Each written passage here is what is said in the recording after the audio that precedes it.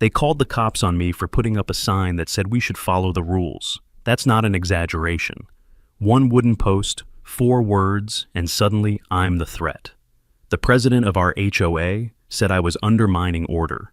Neighbors stopped making eye contact. A letter showed up on my doorstep with no return address. What started with a sign became something much bigger and much uglier.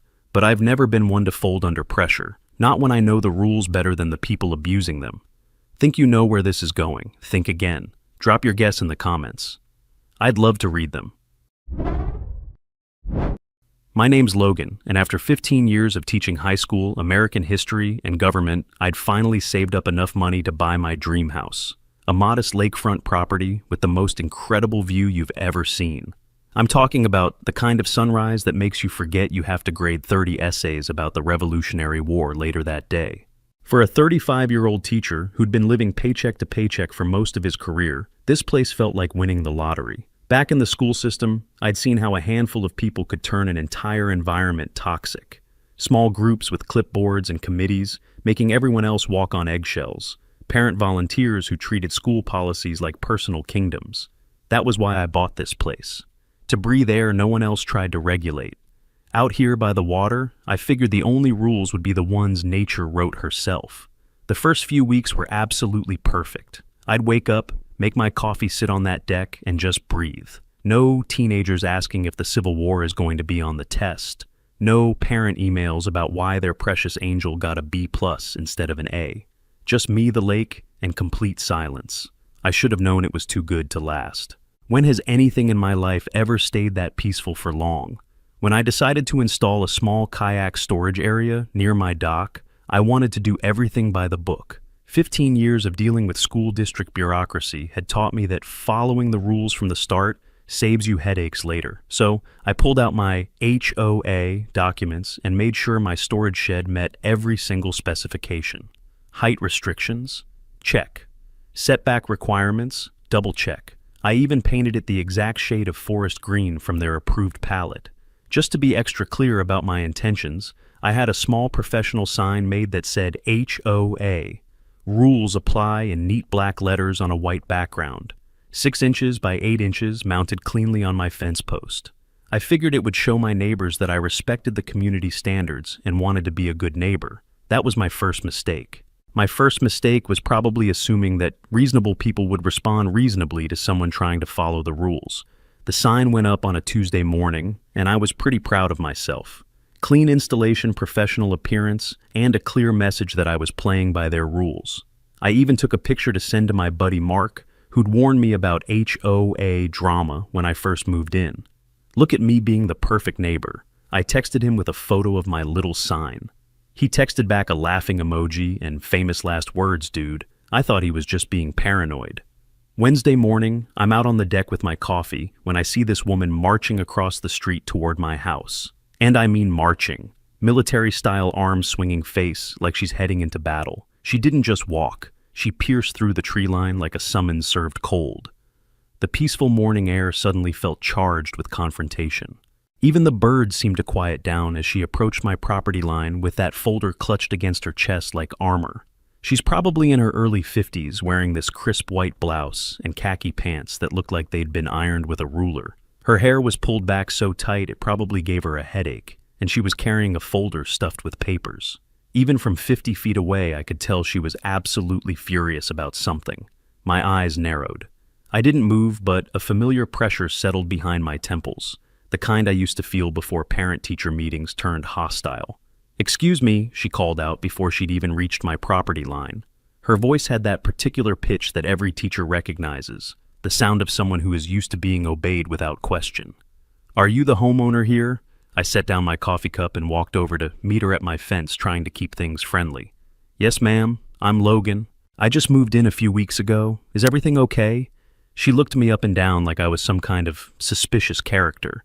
She pointed directly at my little sign. "That sign is completely unacceptable and violates our community aesthetic guidelines. It needs to be removed immediately. I'm not even kidding." She said it exactly like that with the exclamation points and everything. I looked at my sign, then back at her, genuinely confused. "But ma'am, it literally says, 'I'm following your rules.'" I made sure everything was compliant before I put up the storage shed. She got even redder in the face if that was possible. The sign itself is the violation. It's unauthorized signage. Remove it immediately or face the consequences. Now I've spent 15 years dealing with difficult parents and teenagers who think they know everything, so I'm pretty good at staying calm under pressure. But something about her tone just rubbed me the wrong way. Maybe it was the way she said consequences like she was threatening a kindergartner. Maybe it was the fact that she hadn't even introduced herself before launching into demands. I appreciate your concern, I said, trying to keep my voice level, but this is my property and the sign shows I'm complying with HOA rules. I don't see how that could be a violation. That's when she really lost it. Her whole face went bright red, and she started waving that folder around like she was conducting an orchestra. People who don't respect community standards. New residents who think they can do whatever they want. We have procedures here, young man, and you will follow them. She spun around and started marching back toward her house, muttering loudly enough for half the neighborhood to hear about entitled newcomers and people who don't understand how things work around here. As she stomped back across the street, I noticed the woman next door peeking through her curtains. The moment she saw me looking, she quickly disappeared back into her house. Susan from 2 houses down was working in her garden, and she gave me this sympathetic little wave, the kind you give someone at a funeral. Nobody came over to ask what happened or introduce themselves. It was like the whole neighborhood had just witnessed a public execution, and nobody wanted to be next. Standing there on my perfect deck, looking at my reasonable little sign, I had this sinking feeling in my gut. 15 years of teaching teenagers about power struggles, and this felt way too familiar. The only difference was that in my classroom, I was the one with the authority. Out here, I was just another resident who'd apparently picked a fight with the wrong person. And for the first time in years, I felt the old wariness return. Not from students or parents this time, but from a woman with a clipboard and something to hide. Was I making the right call by standing my ground, or had I just painted a huge target on my back? Exactly 48 hours later, my phone rang while I was grading papers at my kitchen table. The caller ID said County Sheriff's Office, which immediately made my stomach drop. When you're a teacher, calls from law enforcement usually mean one of your students is in serious trouble, but it was summer break. I couldn't figure out why they'd be calling me. "Hello, this is Logan," I answered, already running through possibilities in my head. Maybe there had been an accident in the neighborhood. "Good afternoon, sir. This is dispatch with the County Sheriff's Department. We received a complaint about an illegal structure on your property. An officer will be by this afternoon to investigate." I actually had to ask her to repeat that because it made so little sense. "I'm sorry. What an illegal structure, ma'am? What are you talking about?" The dispatcher had that tired professional tone that comes from dealing with too many crazy calls in one day. "I can't provide details over the phone, sir. The officer will explain when they arrive." I spent the next 3 hours pacing around my house, alternating between confusion and growing anger. I mean, what kind of person calls the sheriff over a neighbor dispute? In 15 years of teaching, I'd dealt with plenty of difficult parents, but even the worst helicopter mom had never involved law enforcement because her kid didn't like their grade. This was a whole different level of escalation. Part of me wondered if I was overreacting, but the logical part of my brain knew exactly what was happening here. At 2:30, a sheriff's cruiser pulled into my driveway. 2 deputies got out, and the older one looked like he'd been doing this job for about 20 years and was thoroughly tired of dealing with people's nonsense. The younger deputy was probably early 30s, trying to maintain that professional cop demeanor, but clearly struggling not to roll his eyes. The senior deputy did all the talking. "Afternoon, sir. You the homeowner." When I confirmed that I was, he sighed in a way that told me everything I needed to know. "Sir, we really don't handle HOA disputes, but we have to respond to all calls.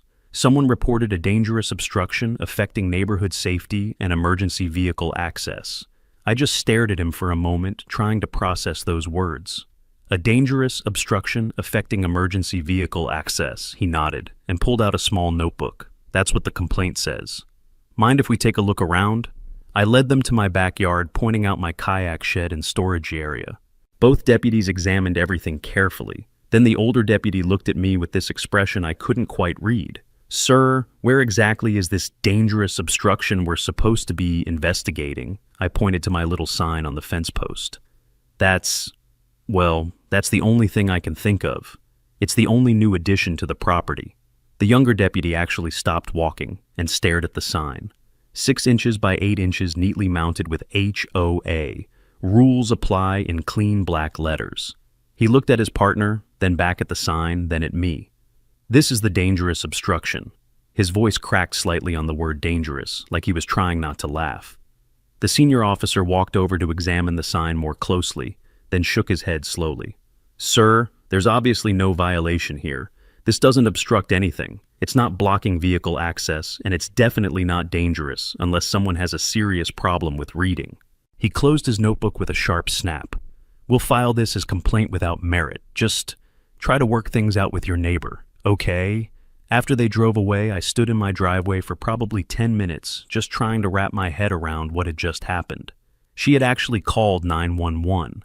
Over a sign that said, I follow the rules. She had told emergency dispatch that I was creating a dangerous obstruction that could interfere with emergency vehicles.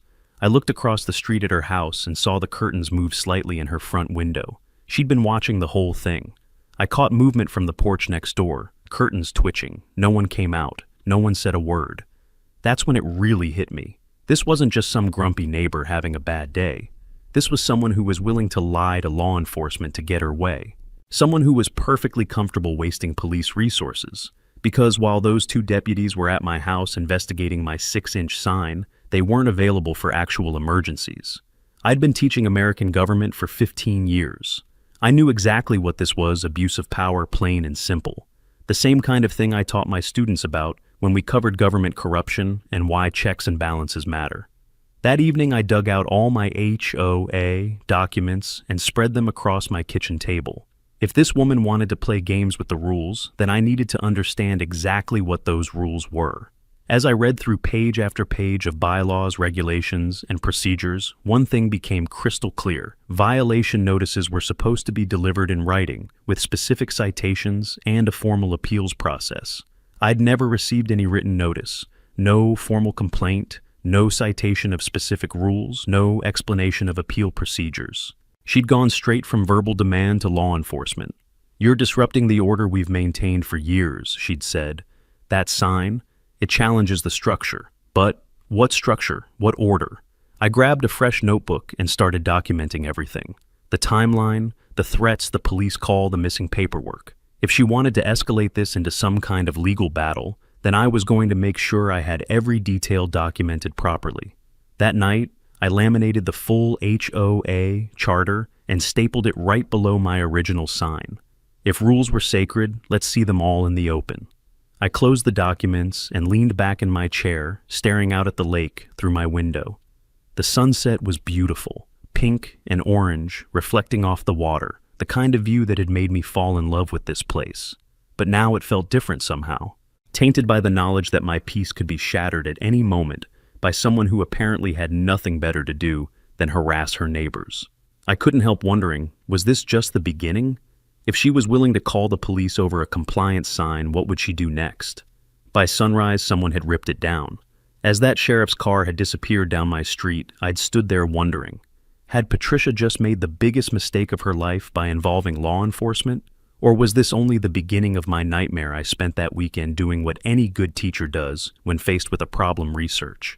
I spread all 47 pages of HOA documents across my dining room table, along with my laptop, and about 6 cups of coffee. If there's one thing 15 years of lesson planning teaches you, it's how to break down complex information into manageable pieces. The more I read, the more obvious it became that this whole situation was completely backwards. I opened a spreadsheet labeled every clause and began cross-referencing each violation Patricia had barked at me. Not to argue, I was building a case. According to Article 7 of the bylaws, any violation notice had to be delivered in writing within 30 days, include specific citations of which rules were broken, and provide clear instructions for the appeals process. None of that had happened. What I'd gotten instead was a verbal confrontation followed by a police call.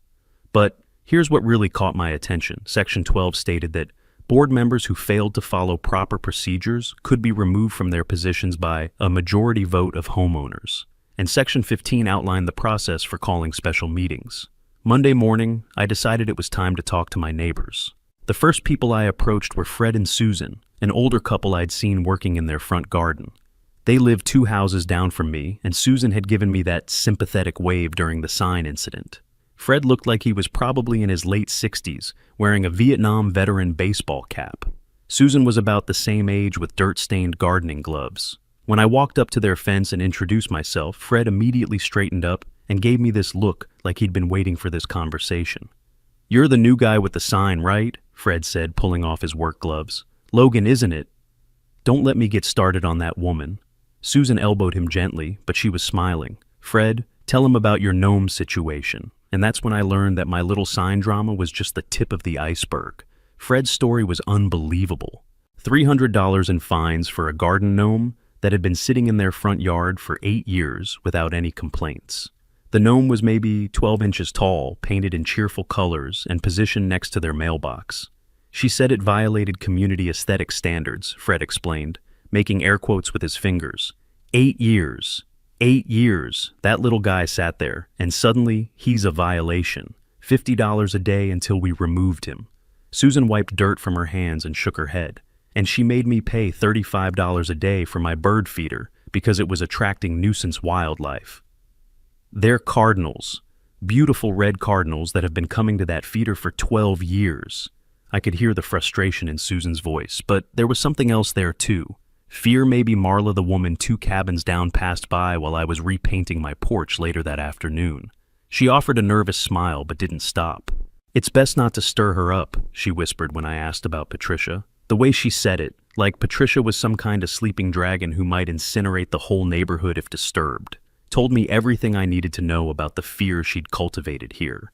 This wasn't just about rules and regulations. This was about war and intimidation, and somehow I'd wandered into the middle of a community war. Fred had tried to submit a formal complaint about the gnome fine following the exact procedures outlined in the HOA bylaws. That was over a year ago. He'd never received any response, not even an acknowledgement that his complaint had been received. I kept calling the management company, Fred told me, but they kept saying the board was reviewing the matter and would get back to me. That was 14 months ago. When I asked him why he'd paid the fine instead of fighting it, Fred's expression darkened. Because she threatened to put a lien on our house. That's when I knew I wasn't dealing with just a difficult neighbor. This was systematic harassment. Over the next week, I quietly made my way around the neighborhood, introducing myself and asking casual questions about the HOA. What I discovered was a community living in fear. Nearly every household had been targeted for something, and the pattern was always the same. Sudden violations for things that had never been problems before. Aggressive fine schedules and threats of legal action if people tried to fight back.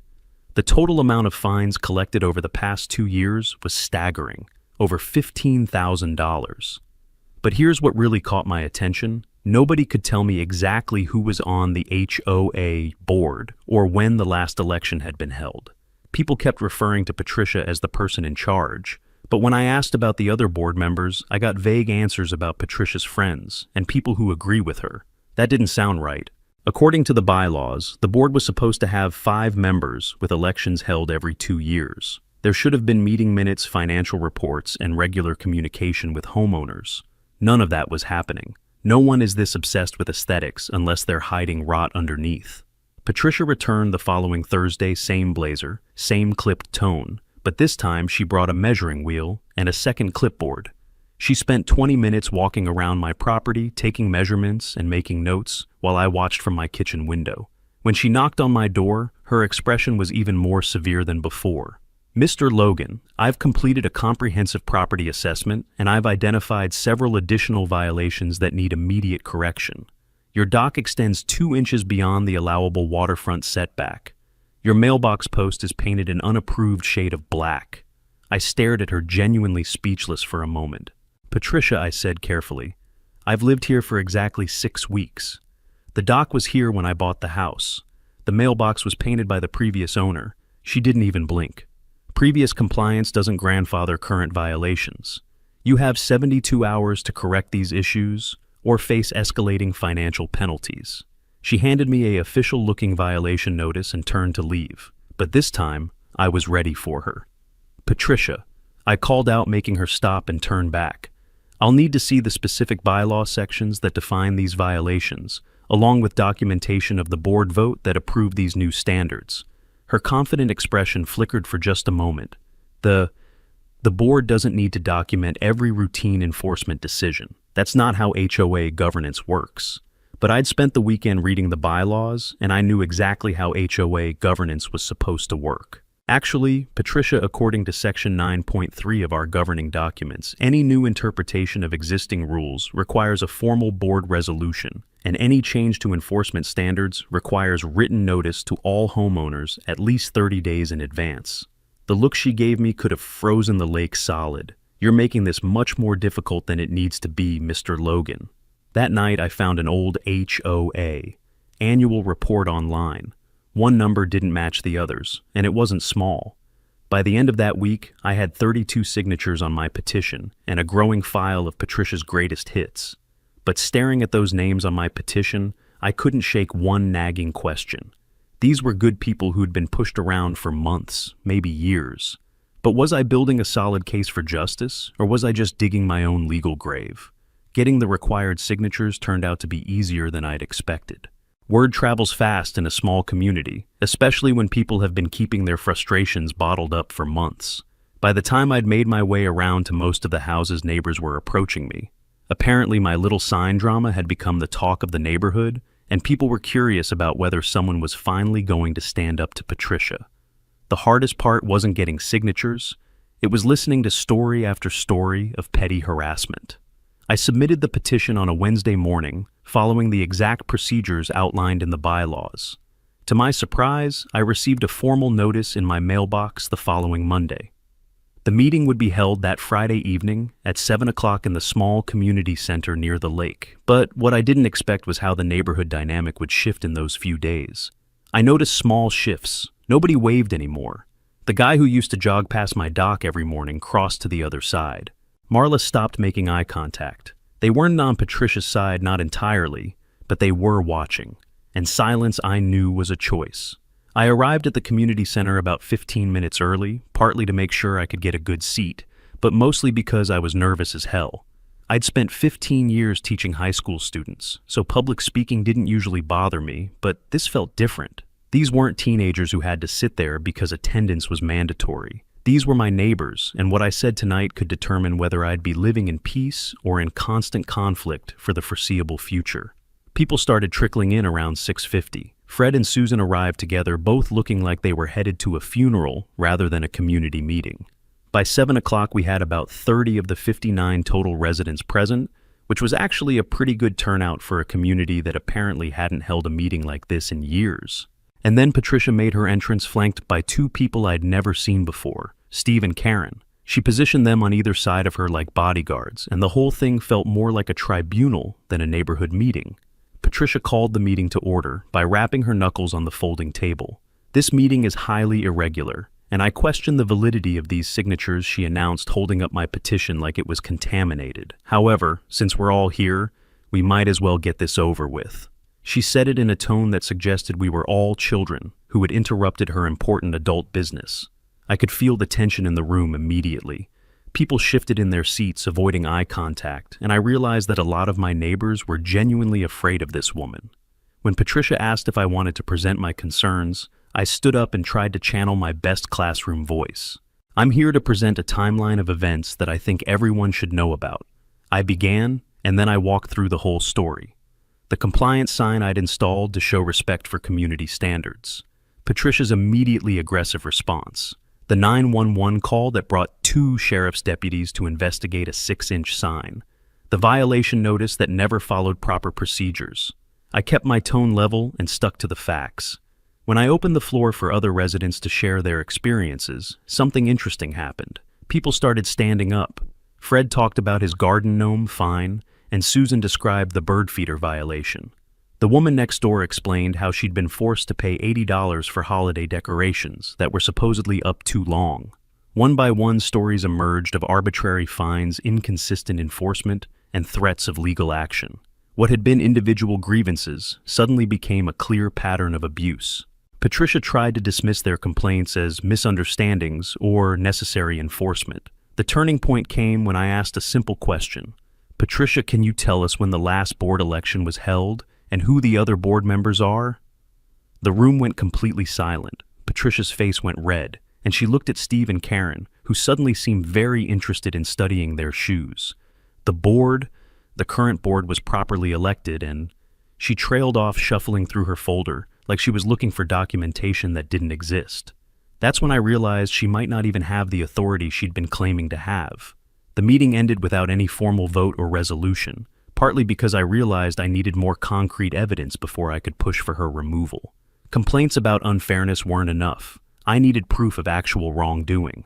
But as people filed out of that community center, I could see something had changed. Neighbors were talking to each other for the first time in months, comparing stories, realizing they weren't alone. Fred shook my hand and said, "Thank you for doing what the rest of us didn't have the courage to do. Would you have kept pushing forward or played it safe and just removed the sign?"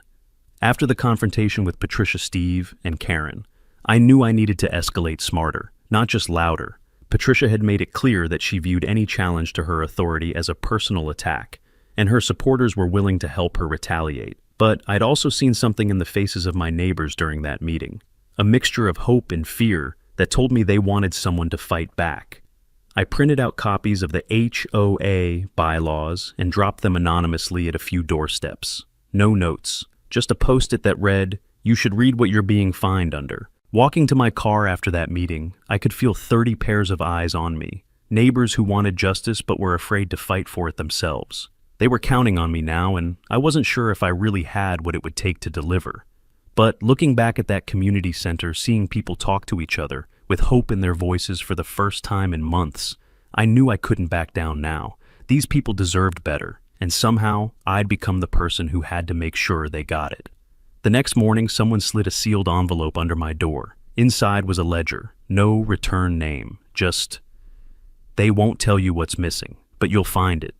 They were counting on me now, but did I really have what it would take to deliver the morning after our community meeting? I knew the real work was just beginning. Complaints and stories were one thing, but if I was going to challenge Patricia's authority in any meaningful way, I needed concrete evidence of actual wrongdoing. So I decided to exercise a right that every homeowner in our community had, but apparently nobody had ever used: requesting an independent financial audit of HOA funds.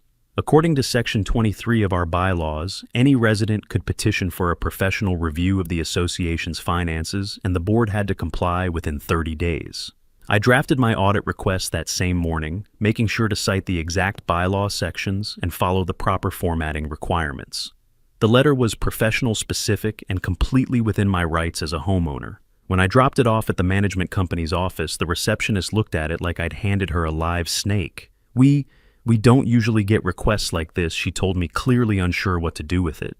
"I'll make sure it gets to the appropriate people." But something in her expression told me this wasn't the first time someone had asked uncomfortable questions. Within 24 hours of submitting that audit request, Patricia went into full panic mode. Tuesday evening, a courier delivered a certified letter to my house. Inside was a cease and desist letter from an attorney threatening a $50,000 defamation lawsuit if I continued spreading false and malicious statements about Patricia Williams and the Lakefront Community Association. The letter accused me of intentional interference with business relationships and conspiracy to damage the reputation of community leadership through coordinated harassment. I sat at my kitchen table reading this legal threat, and honestly, my first reaction was fear. $50,000. I was a high school teacher who'd just bought his first house. I didn't have that kind of money lying around. But then my brain kicked in and I started analyzing the letter the same way I'd analyze a suspicious source in my American government class. The timing was incredibly suspicious. Why would someone threaten a defamation lawsuit immediately after I'd requested a financial audit?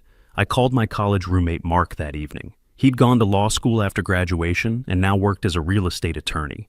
When I read him the cease and desist letter over the phone, he was quiet for a long moment. Then he started laughing. "Dude, this is a classic slap suit threat. Strategic lawsuit against public participation. She's trying to scare you into backing down from legitimate questions about her management. The fact that she sent this immediately after you requested an audit tells me you've hit a nerve." Mark agreed to drive down that weekend to review all my documentation. In the meantime, I decided to move forward with hiring an independent auditor. I used some money from my teacher retirement account to pay for a professional review of the HOA's financial records. The auditor was thorough and discreet, explaining that she'd need access to bank statements, receipts, meeting minutes, and any documentation of board decisions involving money. The whole process would take about 3 weeks. While the audit was underway, Patricia's harassment campaign against me intensified. I continued receiving $50 per day violation notices for my compliance sign. 3 weeks later, the auditor called me with her preliminary findings. "Logan, you need to sit down for this conversation," she said, and I could hear the concern in her voice. "I've found some serious irregularities in the financial records." The audit had uncovered $18,000 in payments to something called Green Thumb Landscaping LLC over the past 18 months. The payments were authorized by Patricia alone with no competitive bidding process, no board approval votes, and no documentation of work performed. When the auditor tried to verify the legitimacy of the landscaping company, she discovered it was registered to Patricia's sister, but that wasn't all. The audit also revealed a pattern of unauthorized fee increases that Patricia had implemented without any homeowner notification or approval. Monthly HOA dues had been increased from $50 to $125 per household over the past 2 years, generating an additional $45,000 in revenue annually.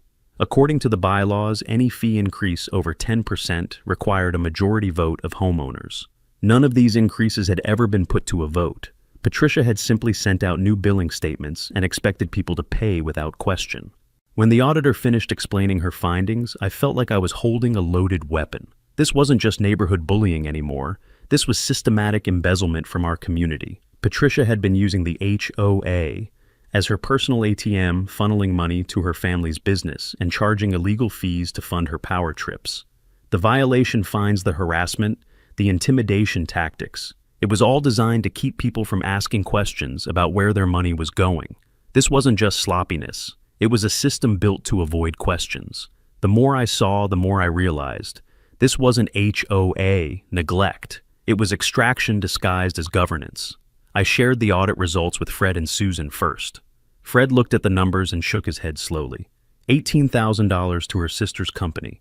That's more than my entire pension increase this year. Susan was even more direct. No wonder she didn't want anyone asking questions about the finances.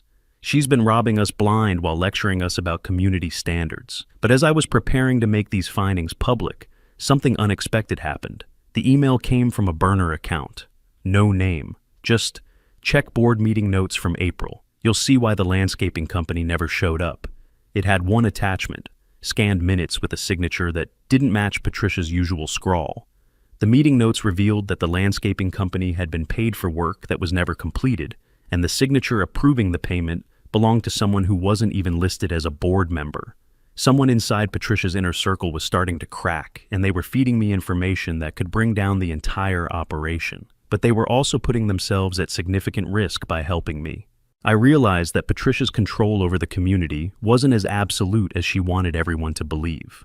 There were people who knew what she was doing and were finally ready to do something about it. Holding that audit report in my hands, I felt like I'd finally found the smoking gun I needed to expose Patricia's corruption. But I also knew that using it would mean going nuclear. Once I made these findings public, there would be no going back.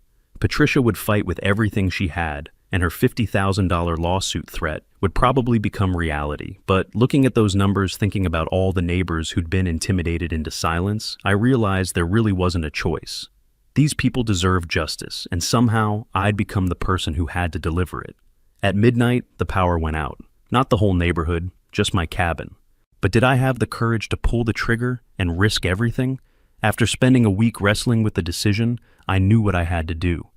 The audit evidence was too damning to ignore, and too many of my neighbors had been victimized for me to back down now. I called for another emergency HOA meeting, but this time I was armed with concrete financial evidence instead of just complaints and stories. The meeting notice I sent out was simple: emergency financial review. All homeowners encouraged to attend. Word spread quickly through the neighborhood. By the time Friday evening rolled around, the community center was packed with nearly 50 residents. I'd borrowed a projector from my old high school, along with a laptop and a portable screen. If I was going to present financial evidence, I wanted to make sure everyone could see exactly what I was talking about. The setup looked professional, which was important because I needed people to take this seriously. Half the room had printed copies of the audit notes I'd dropped. Phones buzzed with screenshots. Someone even brought a folding chair and set up near the front like it was a trial. Patricia didn't speak at first. Her eyes scanned the room like she was counting how many had turned. Patricia arrived with the same 2 supporters as before, but this time she looked nervous. Really nervous. She kept glancing at my projector setup and whispering urgently to her companions. When she saw the crowd, her face went pale. I think she'd been expecting another small gathering where she could control the narrative and dismiss any complaints. Instead, she was facing nearly the entire community, and everyone was looking at her like they expected answers.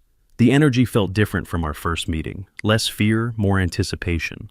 She tried to maintain control from the start.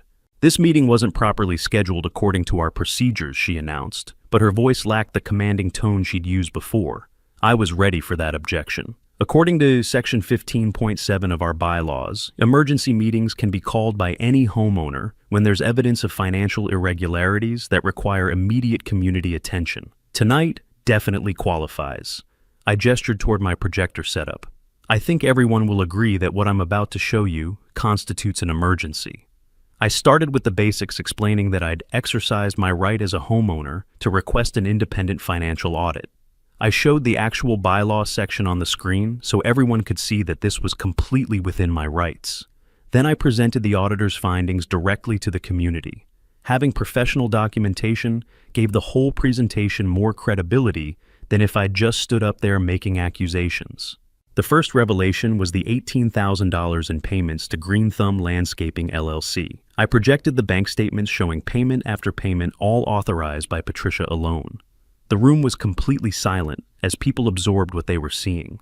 The woman next door actually gasped when I explained that none of these payments had received proper board approval. So, while she was fining us for bird feeders and garden gnomes, she said loudly enough for everyone to hear, she was stealing our money. The unauthorized fee increases were almost as shocking. I displayed a chart showing how monthly HOA dues had increased from $50 to $125 over 18 months, generating $45,000 in additional revenue annually. According to our governing documents, I explained any fee increase over 10% requires a majority vote of homeowners. None of these increases were ever put to a vote. Patricia tried to mount a defense, but it was painful to watch. These are simply accounting discrepancies, not intentional wrongdoing, she claimed, but her voice was shaking. My sister's company provided legitimate landscaping services, and the fee increases were necessary to maintain community standards. But when residents started asking specific questions, she couldn't provide satisfactory answers. The turning point came when Fred stood up and addressed Patricia directly. So, let me get this straight. You fined me $300 for a garden gnome that had been there for 8 years without any problems. You made Susan pay for her bird feeder because it attracted nuisance wildlife. But while you were harassing us over petty violations, you were funneling $18,000 to your sister's business without telling anyone. The anger in Fred's voice was unmistakable, and I could see other residents nodding in agreement. When I presented the final piece of evidence, showing that every single payment over $500 had violated the board bylaws requiring majority approval, the room erupted. People started talking all at once, voices raised in anger and disbelief. Patricia looked like she wanted to disappear. Her face was bright red, and she kept shuffling through her folder like she was looking for some document that would explain everything away. She slammed the gavel so hard it cracked. "This is absurd," she barked. "You can't just overturn governance with printouts." I called for a formal vote to remove the entire current board for financial mismanagement and breach of fiduciary duty. The response was overwhelming. 47 of the 51 residents present voted to remove Patricia and her supporters immediately. Only Patricia herself and her 2 remaining allies voted against the motion. Page 43, subsection 9. Simple majority with audit confirmed mismanagement. "You signed it yourself," I said calmly, holding up the HOA charter. The contrast between my calm presentation of facts and her increasingly desperate protests was stark. Patricia's final response was predictable, but still shocking in its viciousness.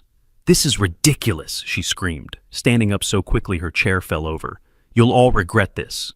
I'm going to sue every one of you, starting with him." She pointed directly at me, her fingers shaking with rage. "You have no idea what you've done. I'll make sure you pay for this harassment and defamation, Patricia stormed out, but not before ripping the microphone cord from the podium and shouting, "You'll regret this, all of you." Standing there watching her storm out, screaming threats at everyone, part of me actually felt sorry for Patricia. She'd completely destroyed her reputation in the community, probably faced serious legal consequences for the financial irregularities, and alienated every single one of her neighbors. She'd dug herself into this hole completely through her own choices. Am I crazy for feeling that way about someone who'd put me and my neighbors through months of harassment, or would you have felt the same? I mean, watching someone's entire world collapse even when they brought it on themselves is still difficult to witness. Victory should have felt sweet, but staring at that empty chair where Patricia used to hold court, I couldn't shake the feeling that I'd won this battle, only to face an even bigger war. Her lawsuit threats weren't just hot air, they were promises. And now that she'd been publicly humiliated and financially exposed, she had nothing left to lose by following through on them.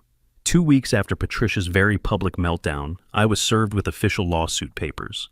A process server showed up at my door on a Tuesday morning while I was getting ready for a day of fishing on the lake. The lawsuit was even more aggressive than I'd expected. Patricia was suing me for $100,000, claiming defamation conspiracy and intentional interference with business relationships. My first reaction was panic. Even if I eventually won the lawsuit, defending against it could easily cost me $50,000 in legal fees. I was a high school teacher who'd just bought his dream house. I didn't have that kind of money sitting around. I called Mark immediately, and he agreed to drive down that weekend to review the case in detail. When he arrived Saturday morning, I spread all the lawsuit documents across my kitchen table, along with copies of the audit report. Mark spent about 3 hours reading through everything. When he finally looked up, his expression was a mixture of concern and determination. "This is a classic slap suit," Mark explained. "Strategic lawsuit against public participation. She's trying to punish you for exposing her financial misconduct by burying you in legal costs." I spent Sunday evening sitting on my deck, trying to figure out how to get out of this mess without losing everything I'd worked for. How had a simple compliance sign turned into a $100,000 lawsuit that could destroy my financial future? Monday morning, Mark called me with excitement in his voice. "Dude, you're not going to believe what I found buried in Article 12 of your HOA's original charter." He'd spent the weekend reviewing all of my HOA documents, including the original incorporation papers from 1995.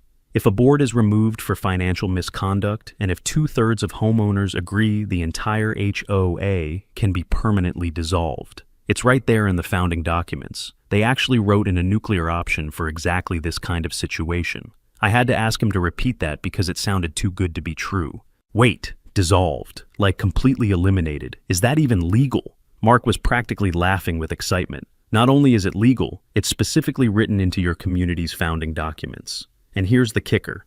If the HOA ceases to exist, Patricia's lawsuit becomes impossible to pursue.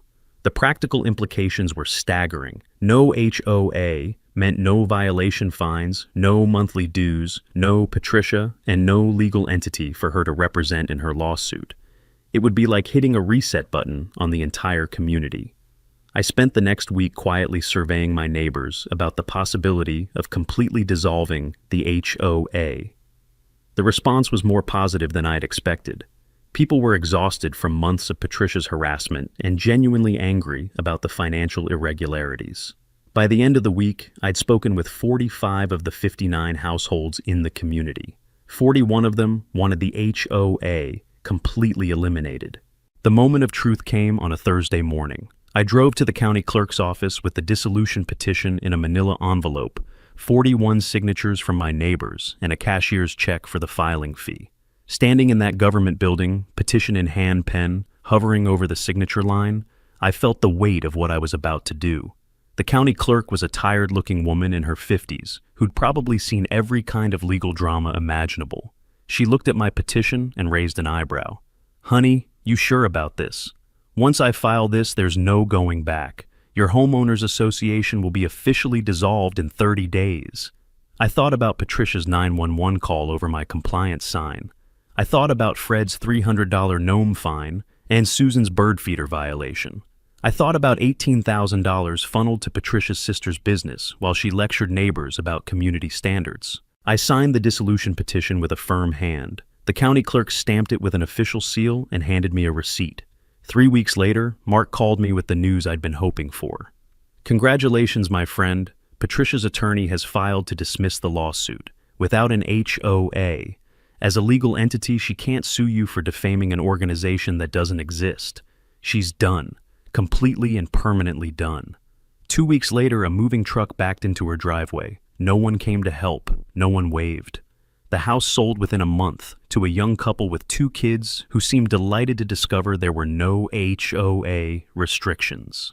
3 months after signing that dissolution petition, I found myself back on my deck with my morning coffee, looking out at the same peaceful lake view that had started this whole adventure.